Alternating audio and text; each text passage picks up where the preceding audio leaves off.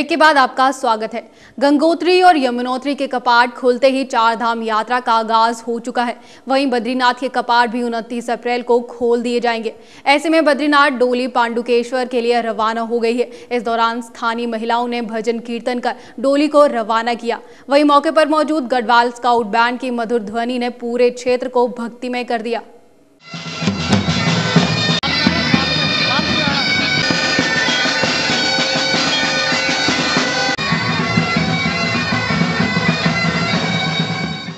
प्रदेश में चार धाम यात्रा प्रारंभ हो चुकी है। राज्य सरकार सुविधाओं को चाक चौबंद और पुख्ता भी बता रही है, लेकिन भाजपा सरकार में चार धाम विकास परिषद के उपाध्यक्ष रहे सूरत राम नौटियाल की माने तो सुविधाएं नाकाफी हैं। सरकार को और मेहनत करने की जरूरत है।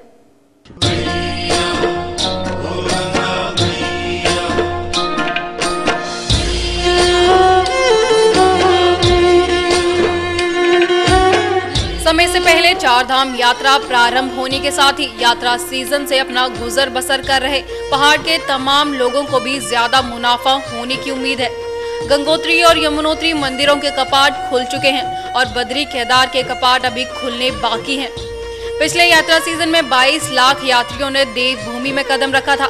इस बार 15 दिन पहले शुरू हुई इस यात्रा में यात्रियों के ज्यादा आने की उम्मीद है।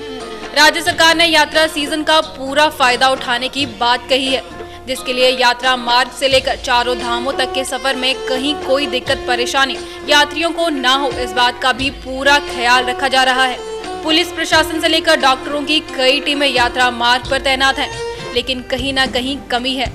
अगर कोई यात्री चारों धाम की जानकारी एक जगह से लेना चाहे तो ये संभव नहीं है। चारों धाम अलग अलग स्थानों पर हैं, जिनकी जिम्मेदारी अलग अलग अधिकारियों पर है।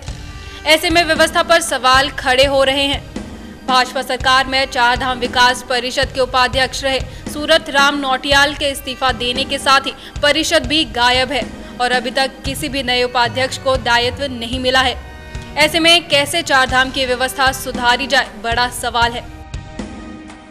कांग्रेस तो मुझे लगता है कि कांग्रेस तो अपने आप में लड़ने में ही फुर्सत नहीं है। सुबह एक कांग्रेस एक बोलता है, शाम को दूसरा कांग्रेस बोलता है। इस तरफ लॉ एंड ऑर्डर, विकास की गति, चार धाम यात्रा प्रारंभ हो गई है और आज भी मुझे नहीं लगता है कि कांग्रेस वाले इस तरफ कुछ पहल कर रहे हैं, क्योंकि जिसको आप आज बिठा रहे हैं उसको तो पहले अनुभव होना चाहिए और जब तक आप 5-6 महीने में अनुभव नहीं होगा, वहाँ भौगोलिक स्थिति का ज्ञान नहीं होगा और उसका स्पोर्ट का वेरिफिकेशन नहीं होगा, तब तक कोई भी चीज़ सफल नहीं हो सकती है। और मुझे लगता है कि कांग्रेस की ये नौटंकी बहुत दिन चलने वाली नहीं। ये आज गिरे, कल गिरे, परसों गिरे। मुख्यमंत्री तो बेचारा बहुत परेशान है। वो बाहर से परेशान नहीं, खुद से परेशान है। अब ये कितने दिन ये सरकार चलती हम देख रहे हैं और जब जनता का सब्र का बांध टूटेगा तो परिणाम सामने आएगा। प्रदेश के चार धाम जिनको लेकर राज्य सरकार ने कई योजनाएं बनाई हैं, लेकिन चारों धामों को एक साथ जोड़ने वाला चार धाम विकास परिषद ही गायब है। जहां सरकार की माने तो चार धाम यात्रा में आपका स्वागत है, तो वहीं पूर्व उपाध्यक्ष चार धाम विकास परिषद सहित व्यवस्था न होने की बात कर रहे हैं। अब कौन सही है कौन गलत, ये तो चार धाम की यात्रा करने वाले यात्री ही बेहतर बता सकते हैं। सौभाग्य मिथिला उत्तराखंड के लिए कैमरामैन लईक अहमद के साथ अजीत काम्बोज की रिपोर्ट। प्रदेश के शिक्षा मंत्री प्रसाद नैथानी रुड़की पहुंचे। इस मौके पर उन्होंने उत्तराखंड माध्यमिक शिक्षक संघ की तरफ से आयोजित गोष्ठी में शिरकत की और प्रदेश की शिक्षा व्यवस्था में जल्द सुधार लाने को लेकर कई बातें कही। क्या कहना था प्रदेश की शिक्षा व्यवस्था को लेकर शिक्षा मंत्री प्रसाद नैथानी का, जानते हैं हमारी इस रिपोर्ट में।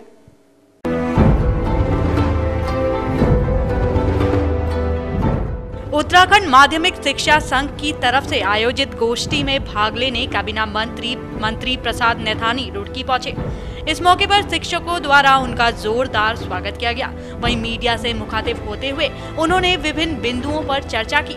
प्रदेश के स्कूलों में बढ़ रही शिक्षकों की कमी की समस्या को लेकर उनका कहना था कि आने वाले कुछ ही महीनों में प्रदेश का कोई भी स्कूल शिक्षक विहीन या फिर शिक्षकों की कमी से नहीं जूझेगा। राज्य सरकार ने इस समस्या से जनता को निजात दिलाने के लिए व्यापक तैयारियां कर ली हैं। इसके साथ ही उनका कहना था कि अब डिप्लोमा स्तर की पढ़ाई करने वाले भी शिक्षक बन सकेंगे।